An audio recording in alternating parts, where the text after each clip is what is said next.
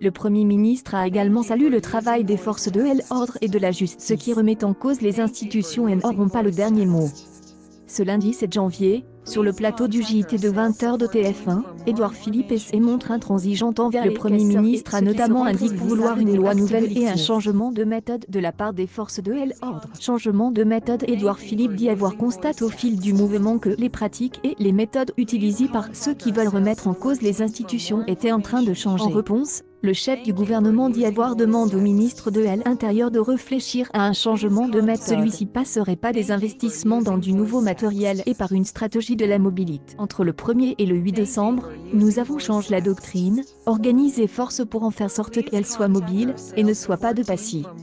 Édouard Philippe assure également que les forces dispositifs considérables, selon le Premier ministre, avec une loi nouvelle en plus un changement d'ordre public à travers la France, dit vouloir un changement législatif prochain. Préserver la liberté de manifester, il a souligné que chaque nouvelle mobilisation devra se faire. Vous êtes organisateur d'une manifestation, il faut la déclarer, a-t-il arrivé cagoule à une manifestation, c'est aujourd'hui une contravention. Demain, ce doit être un délit.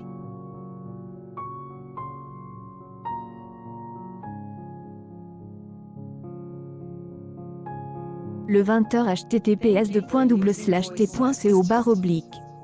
J de Sioanu, arrivé cagoule à une manifestation, c'est aujourd'hui une contravention. Demain, ce doit être un délit.